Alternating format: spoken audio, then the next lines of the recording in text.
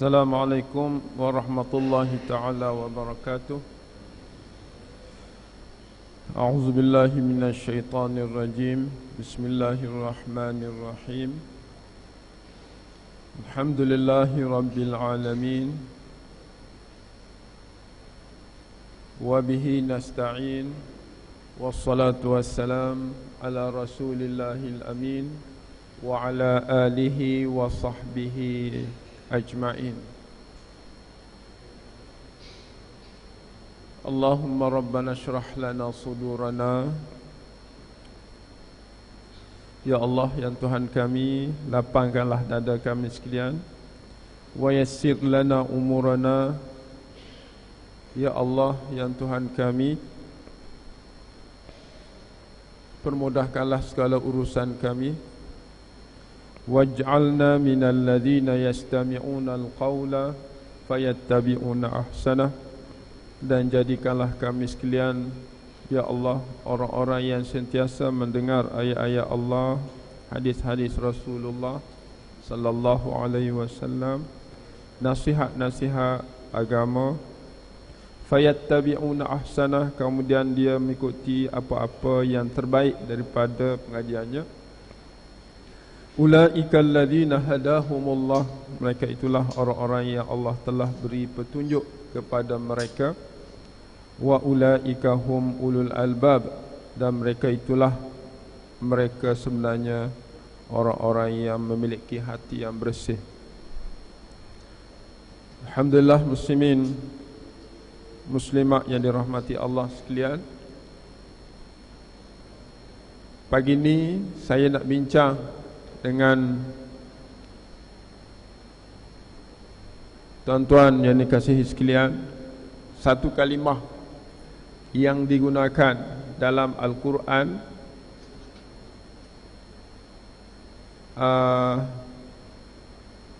kalimah mencari. Kalimah mencari. Quran menggunakan dalam banyak ayat perkataan mencari.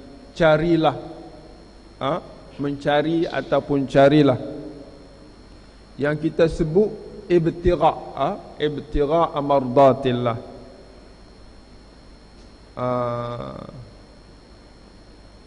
Apa saja yang kita buat, semuanya ibtigha' mardatillah, mencari keredaan Allah Subhanahu wa ta'ala. Satu-satunya yang boleh menyelamatkan manusia daripada sia-sia amalan dia di dunia ialah ibtigha'.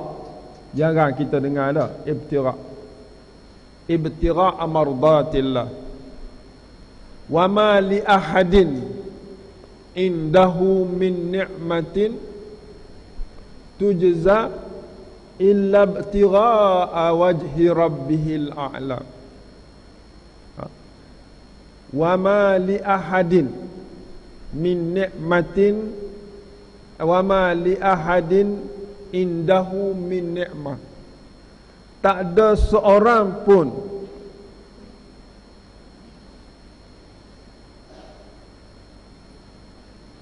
indahu min ni'matin, dia memiliki nikmat, tujza, dibalasnya nikmat itu, illa ibtigha'a wajhi rabbihil a'la, kecuali nikmat itu semata-mata mencari keredaan Tuhannya yang maha tinggi. Wala sawfa yarda, dan dia benar-benar rasa redha terhadap perbuatan yang dia buat itu. Surah apa tu? Surah Al-Lail. Surah Al-Lail, ayat akhir sekali. Wa ma li ahadin, tak ada seorang pun, indahu min ni'matin, dia ada nikmat, tujza, dibalas. Isunya gini tuan-tuan, kita ada nikmat Allah beri. Nikmat apa? Tak kita ada sihat. Nikmat yang paling besar apa benda?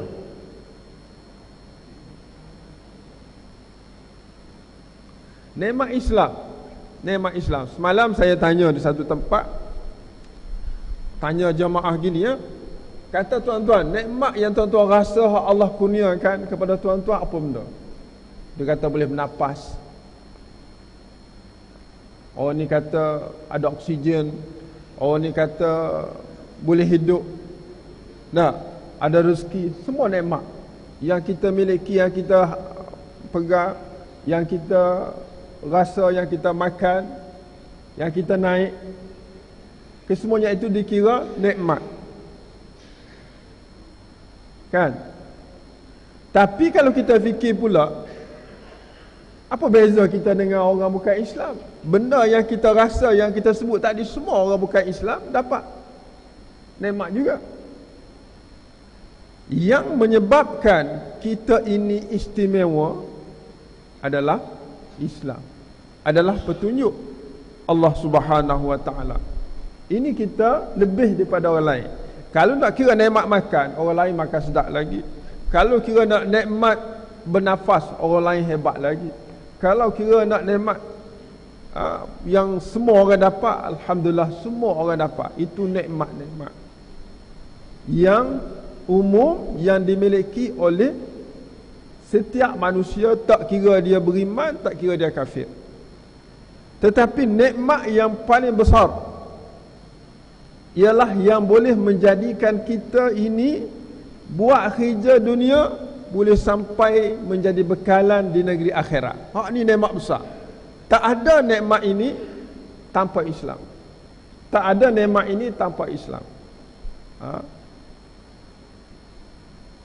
Oleh sebab itu muslimin muslimat sekalian, nak dapat nikmat setelah kita beragama Islam, nak dapat nikmat-nikmat lain pun tidak akan diperolehi tanpa menggunakan ibtira'. Ibtira'. Ibtira' ini ialah kata terbitan daripada ibtara. Ibtara, yabtari, ibtari. Dalam Quran banyak mencari.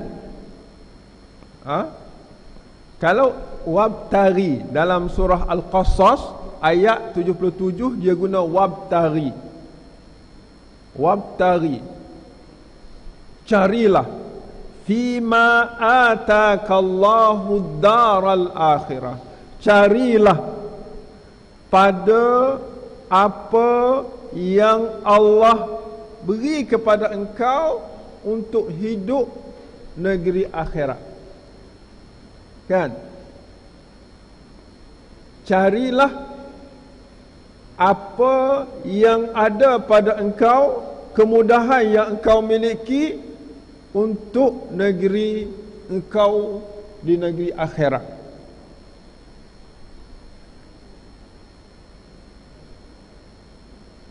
Kemudian dalam ayat 35 surah Al-Maidah, Allah Subhanahu wa taala guna perkataan yang sama.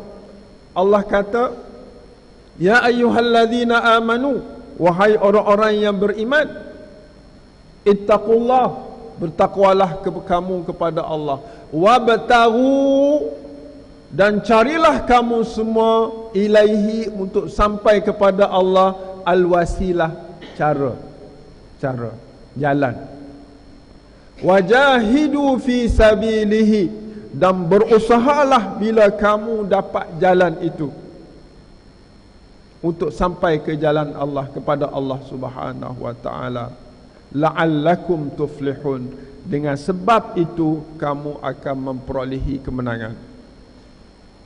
Tuan-tuan, saya nak cerita perkataan, saya nak cerita bagaimana nak dapat benda ni, dan saya nak cerita apa kesan dia kepada kita bila mana kita memperolehi ibtira' ini.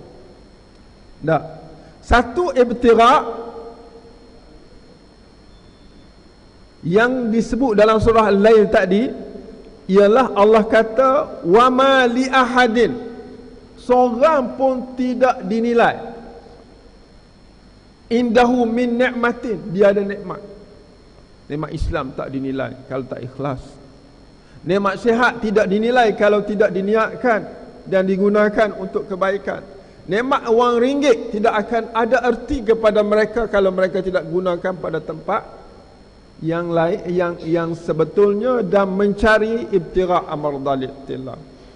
Jadi seorang pun dia ada nikmat tidak dibalas. Min ni'matin tujza, dibalas, illa kecuali ibtira'a wajhi rabbihil a'la, kecuali dia buat itu semata-mata nak cari redha Allah Subhanahu wa taala. Satu. Baik, tuan-tuan, kita duduk pagi ni dalam satu majlis ilmu yang cukup hebat yang disaksi oleh para malaikat ini.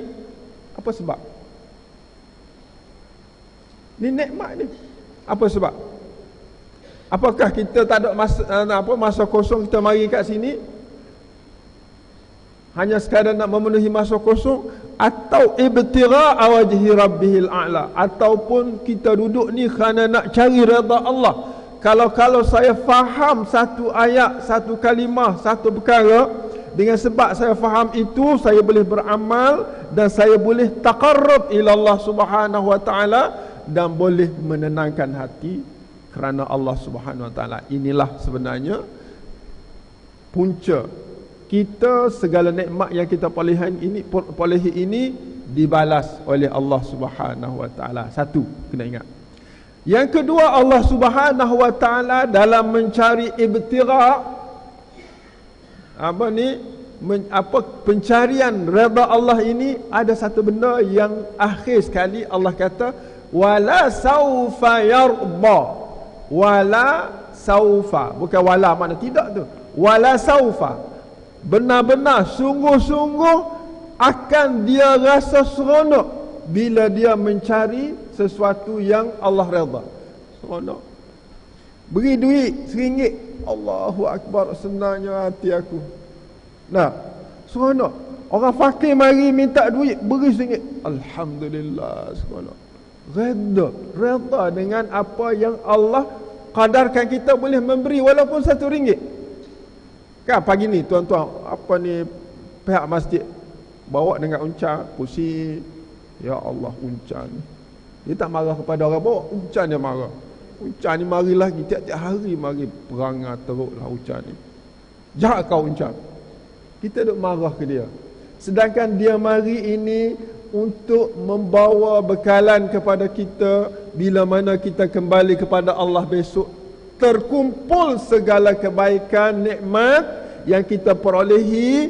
Dan sebenarnya itulah, kalau kita betul-betul niat ibtira', walaupun RM1 kita masuk pada hari ini, dia adalah bekalan yang boleh menyampaikan kita di negeri akhirat. Kedua, kita kena seronok walaupun beri RM1. Kita kalau beli RM10 tak seronok, tak payah beri RM10. Bagi RM1 kalau seronok. Cari hak seronok.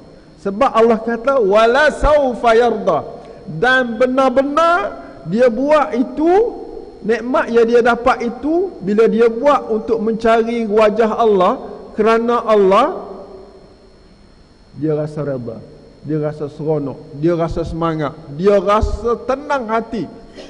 Tuan-tuan, nikmat ini tidak boleh dijual beli. Orang yang membayar zakat contohnya, orang yang membayar zakat contohnya, betapa besarnya nikmat orang yang bayar zakat. Dia tak pernah bayar zakat, tiba-tiba terdetik di hatinya nak bayar zakat. Rasa banyak dah aku tak bayar. Duit dia RM10,000, dia keluar RM2,000 ataupun begitulah lebih kurang. Dia keluar RM2,000 ni aku nak bayar zakat. Aku takut, ya Allah, dengan sebab aku tak bayar zakat ni, hati aku tak bersih, jiwa aku tak tenang, hidup aku tidak diredaimu, ya Allah. aku nak keluar zakat ini kerana mencari redha-Mu ya Allah, ibtigha'a wajhi rabbi, kerana nak cari redha-Mu ya Allah. Tuan-tuan, bayar zakat dia mengeluarkan air mata, tuan-tuan. Dia mengeluarkan air mata. Keluar zakat dia keluarkan air mata kerana seronok redha terhadap apa yang kita buat. Allahu akbar. Ini kita buat kena cari benda ni. Kena cari benda ni. Kalau buat asyik baik aku pergi. Kalau tak pergi tak boleh hidup dia. Tak jadi barang. Tak jadi barang kalau kita buat kerja gitu semata-mata nak nyohor, orang kata. Nak sombong-sombong. Qarun dia ibtirak juga. Qarun, tahu tak Qarun? Inna Qaruna min qaumi Musa fabagha alaihim.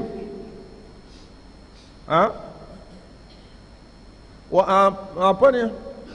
Wa atainahu minal kunuzi inna mafatihahu latanu bil usbatin ulil quwwah.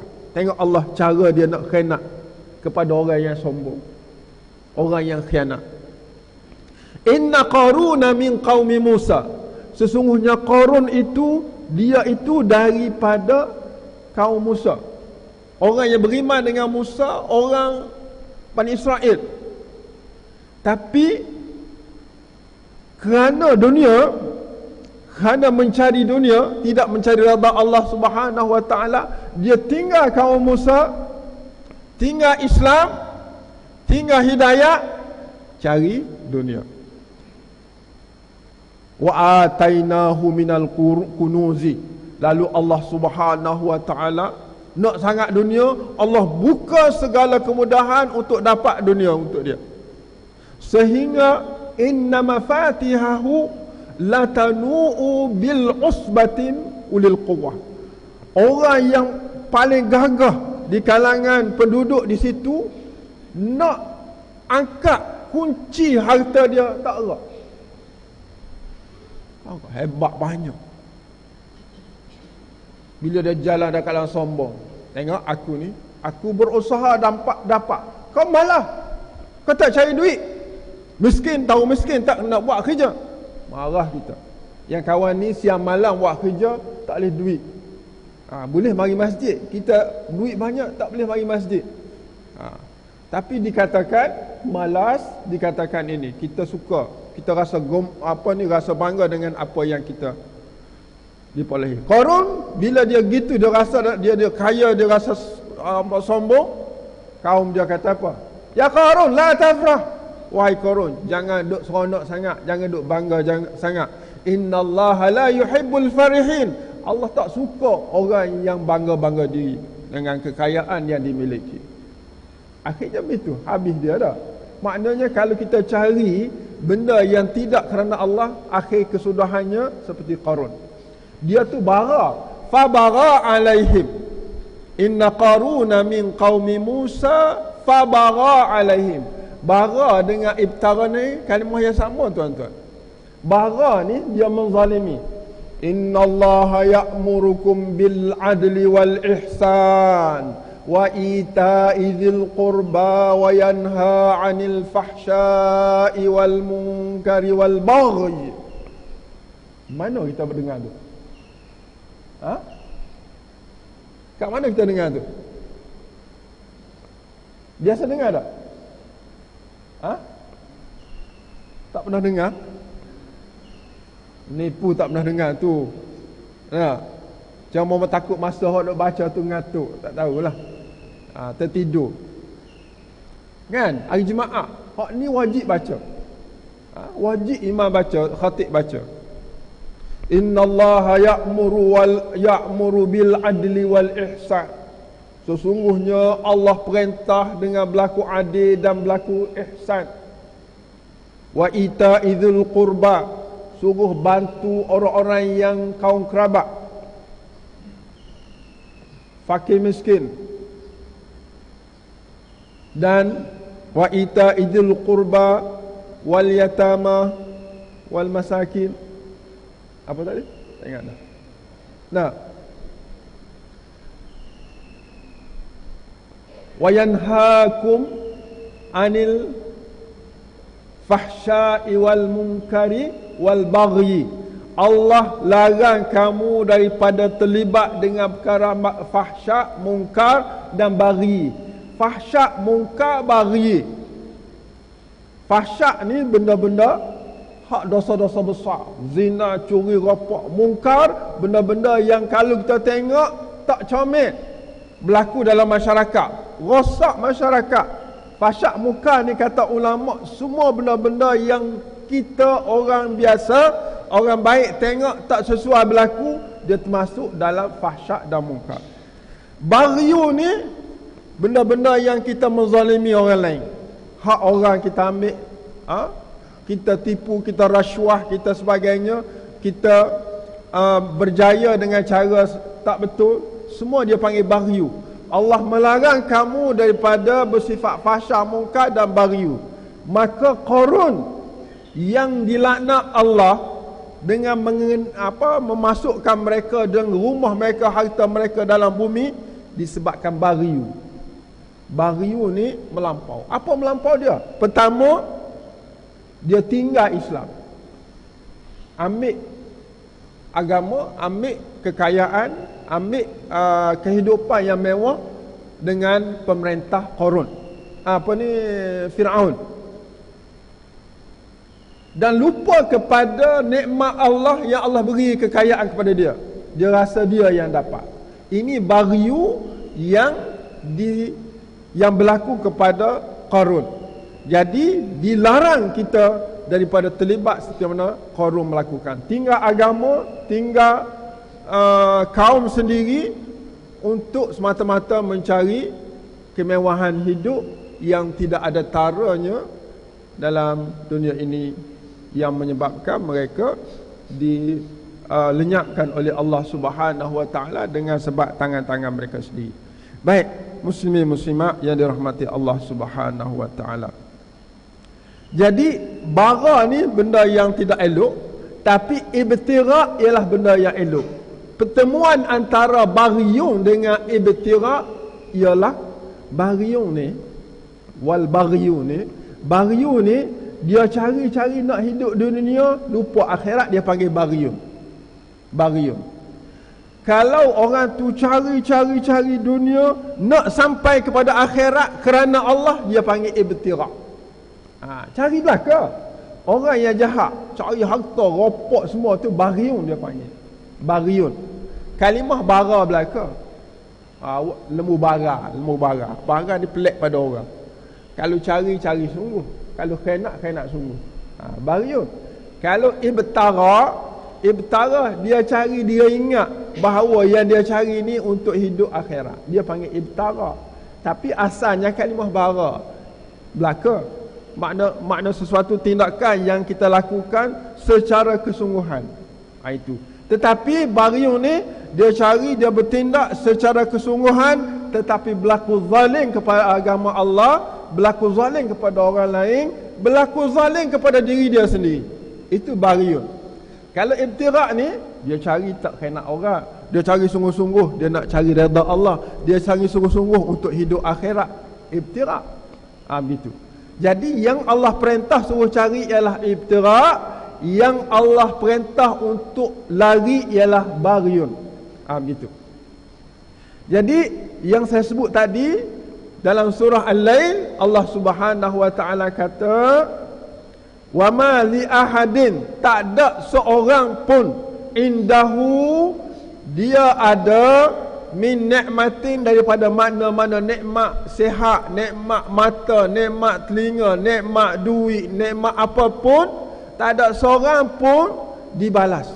Maknanya kalau nikmat habis gitu ya, macam Qarun habis, kecuali ibtira'a wajhi rabbihil a'la, dia tu buat, dia ada nikmat semata-mata kerana Allah. Nah, saya ada mata, nikmat mata besar. Ini setelah Islam lah ya, ada nikmat mata. Buka Quran, tengok, alhamdulillah, setakat ni aku boleh baca Quran lagi, syukur padamu ya Allah. Kalau tengok orang lain pakai spek, aku tak pakai spek lagi. Alhamdulillah. baca Quran. Selagi mana Tuhan bagi nikmat mata ni, aku baca Quran. Baca tiap hari baca Quran. Tak boleh baca Quran banyak, baca Yasin je lah. Tak boleh baca Yasin, baca Qul Huwallah je. Tak boleh baca Qul Huwallah, baca surah Ikhlas je. Nah, Qul Huwallah tak boleh, surah Ikhlas boleh. Tak apa. Nah, bacalah. Jadi baca yang tu. Guna nikmat ini semata-mata mencari redha Allah. Quran tak boleh baca apa pun. Boleh Allah gunalah nikmat itu. Itu nikmat lidah. Nikmat telinga, boleh dengar ceramah. Kan? Nikmat kaki, boleh jalan ke masjid. Selagi mana ada nikmat ini, teruskanlah menggunakan nikmat ini, tapi jangan hilangkan niat kerana Allah. Ibtigha'a wajhi rabbihil a'la. Mencari redha Tuhan yang maha tinggi. Al-a'la ini kita guna tiap-tiap solat dalam sujud. Subhana rabbiyal a'la. Sebab perkataan a'la ini yang maha tinggi, yang maha agung, adalah hasil daripada penghambaan, tuan-tuan. Kita tidak akan kata al-a'la dalam sujud kecuali kita rasa Allah itu maha tinggi dan kita buat cari redha dia. Kalau tuan-tuan sebutlah kita subhana rabbiyal a'la, subhana rabbiyal a'la wa bihamdi, subhana rabbiyal a'la, tak ada rasa dalam diri Tuhan maha agung, dan kita buat kerana dia, tak jadi, tuan-tuan. Walaupun kita ulang dalam semayang kita sebut subhana rabbiyal a'la, subhana rabbiyal a'la berpuluh-puluh kali, tapi dalam hati tak masuk perasaan cari redha, tak akan dapat ketinggian sisi Allah Subhanahu wa taala. Itu dua perkara yang saya rasa penting untuk kita sama-sama hebah-hebahkan. Yang ketiga, saya nak tengok dalam surah Al-Qasas. Dalam surah Al-Qasas, dalam surah Al-Lail tadi dia guna ibtigha, dia guna pencarian, kata terbitan. Dalam surah Al-Qasas ayat 77, Allah menggunakan ayat perintah. Allah menggunakan ayat perintah pada ibtigha. Wabtaghi fima atakallahu daral akhirah wala tansa nasibaka minad dunya. Apa tak? Dengar tak? Ngatuk tak? Nah. Dengar tak faham? Sebab tuan-tuan nanti ayat yang ke lain saya nak cerita sebab apa tuan tak faham. Nah. Wabtaghi. Cari. Semua cari. Dia suruh cari. Fima atakallah. Pada barang yang Allah telah beri kepada engkau. Fima ni peluang. Peluang yang kita ada, carilah. Untuk apa? Ad-daral akhirah, negeri akhirat. Peluang apa yang tuan-tuan ada sekarang ni yang boleh guna untuk negeri akhirat? Kalau tuan-tuan orang ada duit, guna duit tu untuk tu ma'atakallah. Apa yang Allah kurniakan kepada engkau, kepada kita. Ada duit, guna duit untuk negeri akhirat. Cari keredaan Allah negeri akhirat. Nak gana duit saya ada duit. Nak infak, anak saya ni sekolah agama pun dak belaka. Nak infak macam mana? Tak payah infak korang. Infak kepada anak-anak. Ajar anak benda-benda yang wajib. Apa benda bahasa Inggeris wajib, ajar bahasa Inggeris. Bahasa Arab sunat, tak payah ajar. Dia nak semayang tak faham, sudah. Kita sekarang ni ada peluang ajar bahasa Arab. Bahasa Arab. Nah, bahasa Arab nak ajar anak, aku tak reti. Nak ajar anak. Nah, sedangkan bahasa Arab itulah yang menyebabkan hati kita hidup, tuan-tuan. Kita semayang, ramai-ramai semayang, tapi tak faham apa yang kita ucap. Tak rasa bahawa benda tu menghalang kita dapat ibtigha. Tak rasa. Tak. Bahasa Inggeris kalau tak pas tak boleh masuk universiti. Buat tuition 3 kali seminggu buat tuition. Bahasa Arab tak faham bercakap dengan Allah, tak ada pun buat tuition. Tengok kita, bagaimana kita dengan Allah. Ibtira wajhi rabbihil a'la ni.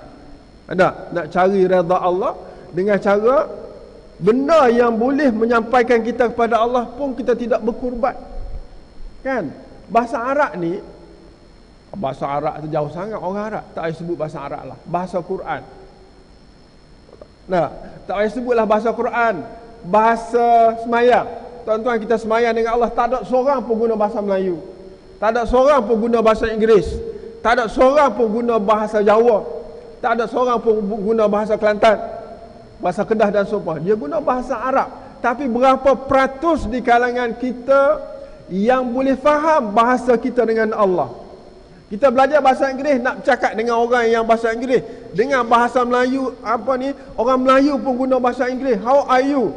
Dia Melayu, kita Melayu, cakap bahasa Inggeris. Nak standardnya. Duk ngajar pun campur dengan bahasa Inggeris, walaupun orang depan kita muka Melayu. Nak rasa hebatnya bahasa Inggeris, tapi bahasa Arab tak faham, cakap dengan Allah pun kita tidak berkorban. Itu tuan-tuan. Berapa ramai yang hadir hari ini bermati-matian belajar bahasa Arab semata-mata nak faham dialog dia dengan Allah. Tadi imam baca, tuan-tuan ingat dengar tak? Allahumma hdina fi man hadait. Amin. Amin. Sini je amin. Tak amin kat sini. Nah, Allahumma hdina fi man hadait, kata imam. Kita pun amin. Sedangkan dalam doa itu kalau difahami, Allahu Akbar. Ya Allah, berilah hidayat kepada kami macam Engkau beri kepada Rasulullah, para sahabat dan orang-orang lain yang telah mendapat petunjuk Engkau, ya Allah. Wa'afini wa'afina fi man afait. Ya Allah, aku sakit ni ya Allah, sakit hati, sakit jiwa, sakit tubuh, sakit belaka. Maka sembuhlah aku macam orang yang Engkau sembuh Nabi, para sahabat dan orang-orang yang beriman sembuh. Kan? Wa tawallana fi man tawallait. Ya Allah, aku susah sangat ni nak dapat kedudukan yang baik dalam masyarakat. Ramai orang sekat aku nak naik. Engkau Tuhan Maha Kaya, lantiklah aku ya Allah tempat yang sesuai sebagaimana Engkau lantik orang-orang yang beriman di kalangan manusia. Tu kita minta. Lepas tu, wa tawallana fi man tawalla wa barik lana fi ma a'tait. Ya Allah, Engkau beri kat aku banyak, berkatilah segala Engkau berikan kepada aku, kepada kami semua ini ya Allah. Sebagaimana Engkau berkat para nabi, para rasul, para sahabat Nabi dan orang-orang soleh ya Allah, yang Engkau berkati. Wa barik lana fi ma a'tait, yang Engkau beri kepada mereka. Wa qina syarra ma qadait. Ya Allah, selamatkanlah kami semua ini ya Allah. Apa benda yang jahat, yang tidak baik, yang Engkau telah tentu kepada kami, tapi dengan sebab doa ini Engkau boleh hilangkan, jauhkan perkara-perkara yang tidak baik itu daripada kami. Minta. Tapi kita doa amin je, apa benda ikutlah imam apa-apa, amin, amin. Bukan semua tuan-tuan, yang faham tu fahamlah. Tapi majoriti yang saya buat kursus bahasa Arab solat 9 jam, majoriti yang hadir tak faham. Tidak ada ilmu ini. Mungkin yang hadir tu dalam 50 orang, 100 orang, dia tu yang tak reti, yang lain semua reti, mungkin tak tahulah. Tapi saya buat kursus seluruh Selangor, pusing Selangor, kelam mana, memang tak faham. Jadi bila saya buat kursus 9 jam tu baru dia nampak. Oh gitu cara kita bagi kunci-kunci bagaimana nak faham bacaan kita di dalam semayang, dalam zikir, dalam tahlil dan seumpamanya. Dalam Quran, benda ni perlu jihad. Perlu jihad. Oleh sebab itu kalau kita ada peluang untuk belajar bahasa Arab, belajarlah. Fima atakallah. Kalau kita ada peluang, ya Allah beri pada kita. Yang kedua, bahasa Arab ni muslimin muslimat, dia bukan ada standard satu. Dia ada banyak standard. Standard mula-mula sekali dengan belajar bahasa Arab, dia reti baca Quran. Faham terus. Ini standard bahasa Arab. Reti baca Quran, faham kalimah-kalimah dalam Quran. Yang kedua, bila dia belajar tinggi sikit, dia reti gaya bahasa Al-Quran itu. Allah benci, dia tahu. Allah sayang, dia tahu. Dengan gaya bahasa yang Allah guna tu, dia tahu Allah benci. Walaupun Allah benci, dalam benci ada kasih. Contoh di dalam ayat Allah Subhanahu Wa Taala, surah Al-Kafirun, kan? Surah Al-Kafirun. Tuan-tuan baca tak ayat akhir sekali? Lakum dinukum waliyadin. Saya ingat ramai boleh terjemah. Lakum dinukum apa makna? Lakum dinukum, bagi kamu agama kamu. Wali, bagi aku agama aku. Siapa? Orang Islam. Orang Islam, bila dia berdepan dengan kemukaran-kemukaran, cara hidup, amalan-amalan yang boleh menjejaskan Islam, sifat Muslim, dia tidak akan bercampur dengan orang itu. Dia bercampur dengan orang bukan Islam semata-mata nak dakwah mereka, nak ajak mereka kepada Islam, bukan nak tiru cara hidup mereka. Tetapi ramai di kalangan kita, bila berkawan dengan orang-orang bukan Islam, tiru cara hidup dia, pakaian dianya, bercakap cara dianya, berbagai-bagai. Menyebabkan budaya Islam kita tidak ada. Sedangkan kita kata dalam Al-Kafirun, lakum dinukum, cara hidup kamu, kamu yang buat. Cara hidup kami, kami yang jaga. Tapi tak. Bagaimana tuan-tuan, kaum yang intelektual, orientalis, tahu bahawa perkataan lakum dinukum ini boleh menjejaskan kehidupan mereka. Lalu mereka cipta pakaian, mereka cipta TV, mereka cipta berbagai-bagai internet dan seumpamanya, supaya cara hidup Islam ini hilang dan mereka ikut cara hidup mereka. Sekarang ni dia offer ada apa ni? Ada beasiswa belajar di barak. Maka anak-anak kita pergi ke barak. Pergi ke barak, belajar semua sekali, balik dengan cara barak. Makna, sedangkan kita bawa dengan lakum dinukum waliyadin, tapi pergi sana, balik kat rumah, bawa dengan cara hidup mereka. Berjaya mereka. Dia kata menipu je, membaca Quran lakum dinukum waliyadin, tapi balik tak tutup aurat, ikut cara barak, cara bukan Islam. Balik pakai ketat, ikut cara barak, cara moden, kan? Umat Islam kita ni yang banyak salah, kena tegur tuan-tuan. Pertama, pakai yang tidak tutup aurat, satu masalah besar, kena tegur, kena sampai.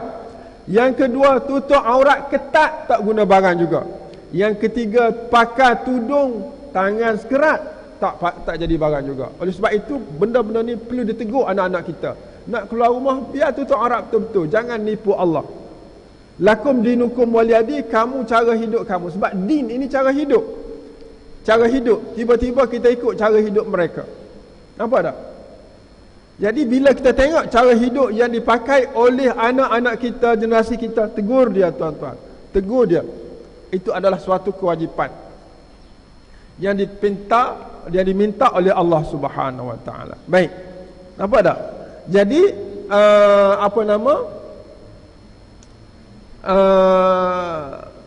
yang saya bawa, yang saya kata tadi, lakum dinukum itu, Allah kata kamu dengan cara kamu, saya dengan cara saya, kan, sebagai seorang Islam.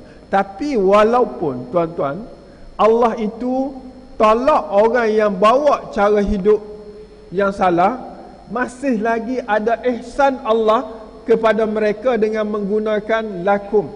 Sebut kamu, agama kamu. Nampak tak tu? Kalau Allah tak suka kepada hamba dia, dia tak kata lakum dinukum. Dia kata dinukum lakum wa dinili.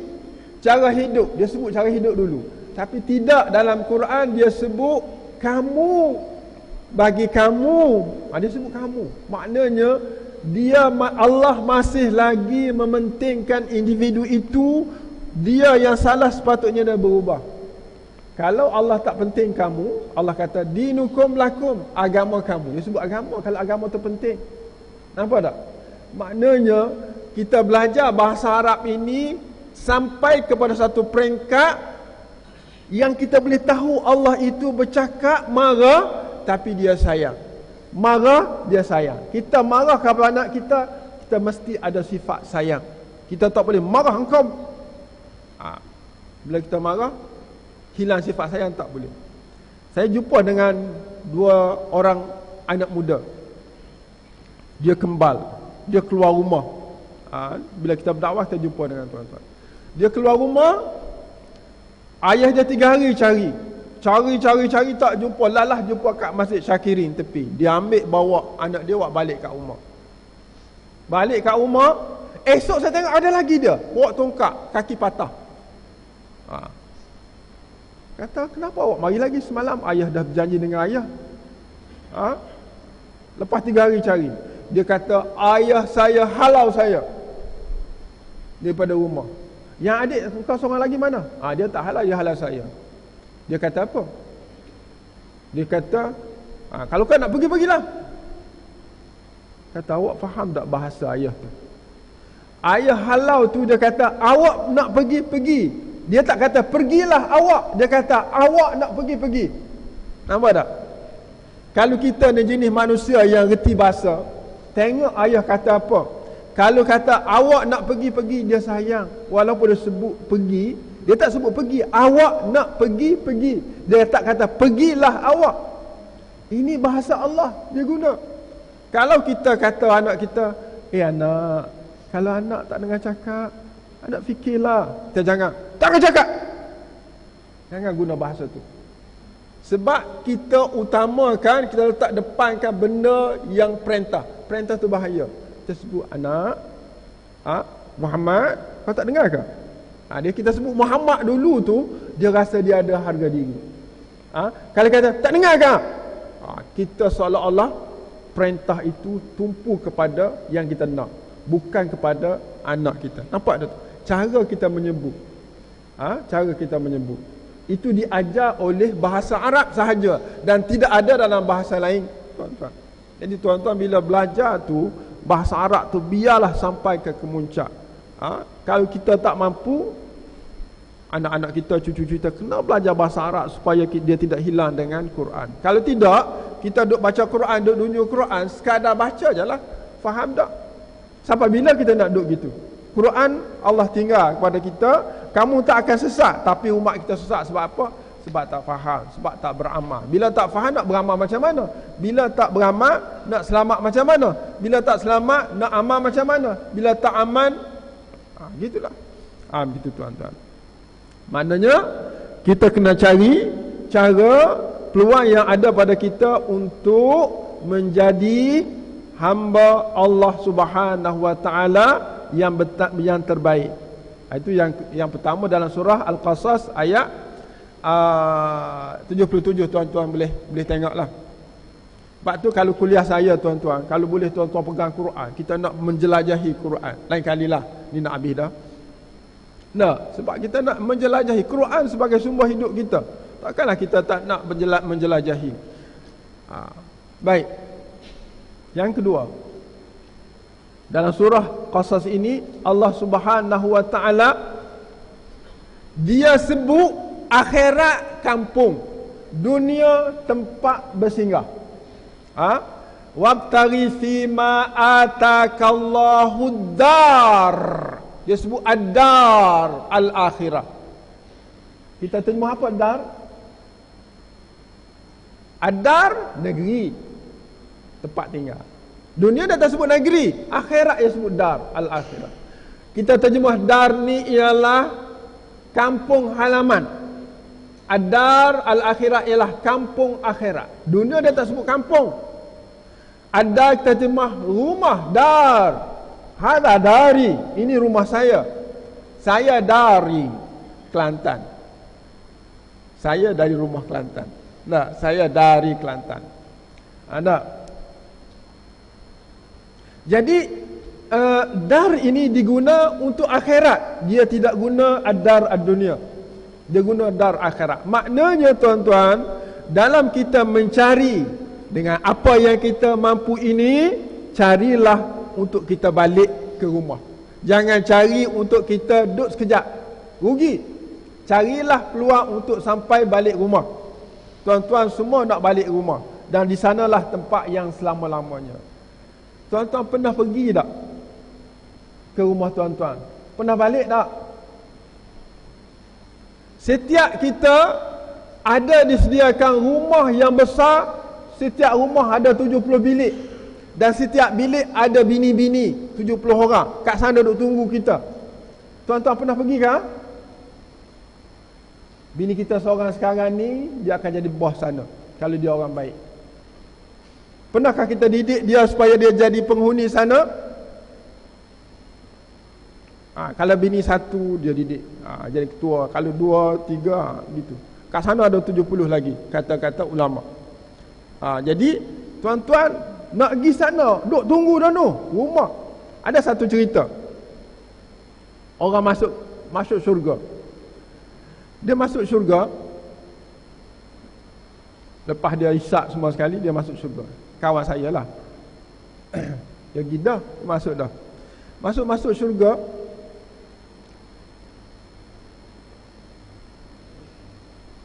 Masuk kawasan dia lah, kampung dia, kampung syurga. Dia tengok kebun banyak kebun. Kebun buah-buahan, buah anggur, buah durian, buah berbagai-bagai buah yang sedap-sedap. Dah rangup, dah boleh makan dah. Allah, cantiknya kebun. Dia tengok. Kawan saya cerita, dia masuk tengok. Allah, siapa punya ni ya? Dia orang warak di dunia. Dia tengok, Allah cantiknya, segala-gala nikmatnya, sungai mengalir di bawah. Dia kata, ni siapa punya ni? Dia tak tahu yang dia itu kebun dia. Masuk-masuklah kebun. Ya Allah, mereka kata, ni lah kebunmu. Kamu duduk tanah di dunia, dia buat baik. Ni hasilnya. Allah, banyaknya. Masuk dalam kebun, dia jumpa anak-anak muda, hak comel, pakar pula sakut gini. Buah dada dia, sebut buah dada biarlah. Nah, hak ke tak guna lagi. Tak ada orang sentuh lagi.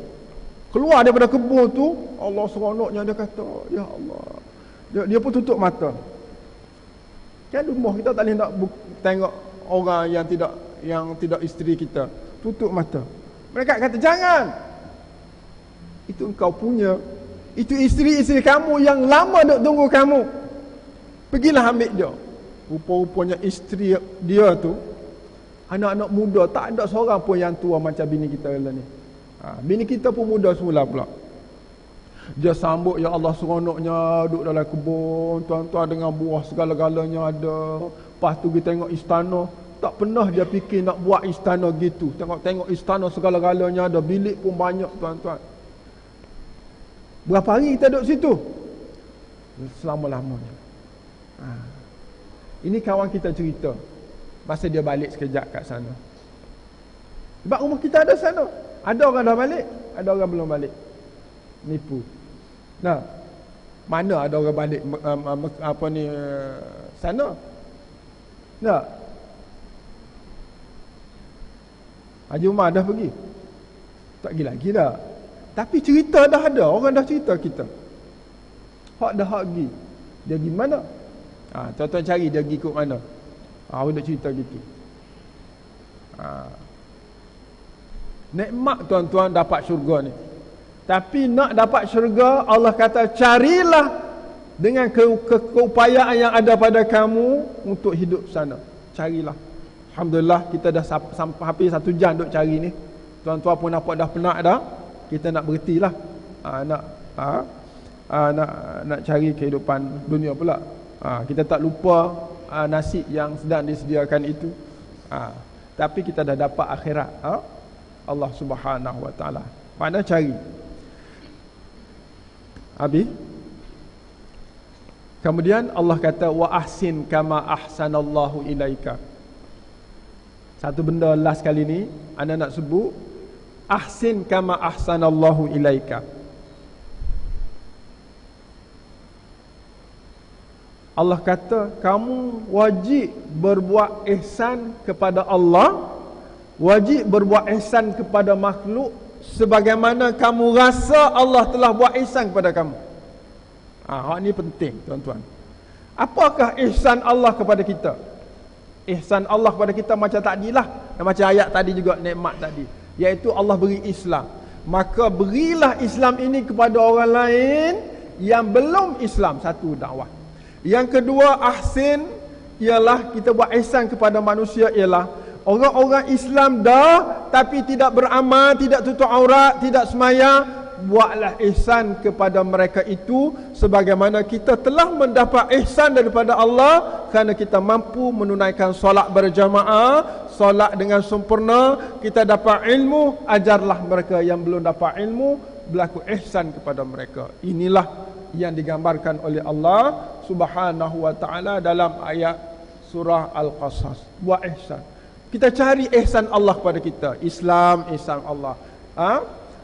Kita boleh beramal, ihsan Allah. Kita boleh duduk dalam majlis, ihsan Allah.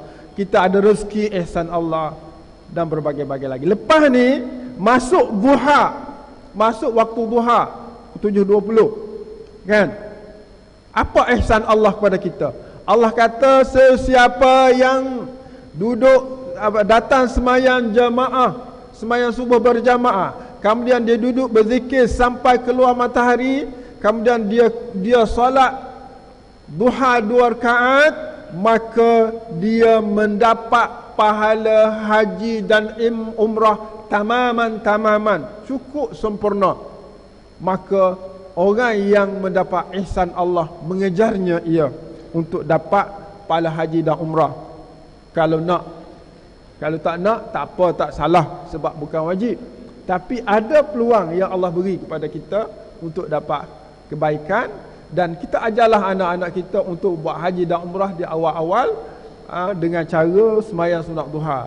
Yang kedua, sunat duha ini memberi keupayaan membuka pintu-pintu rezeki kepada kita manusia. Wallahu a'lam. Itulah muslimin muslimat yang dikasihi Allah Subhanahu wa taala. Perkara yang mampu saya sampaikan pada hari ini. Sebenarnya ada lagi ayat yang saya sebut tadi. Ayat tuan-tuan bacalah. Pertama surah Al-Lail, ayat terakhir Ibtira. Yang kedua surah Al-Qasas ayat 77, Wabtari. Yang ketiga surah Al-Maidah ayat 35, Wabtaru ilaihil wasilah. Baca tafsir ni, dia memberi satu kekuatan kepada kita untuk kita mencari peluang yang ada untuk hidup di negeri tempat asal kita, tempat tinggal kita, insya-Allah. Aqulu qauli hadza astaghfirullahal azim li wa lakum. Wassalamualaikum warahmatullahi taala wabarakatuh.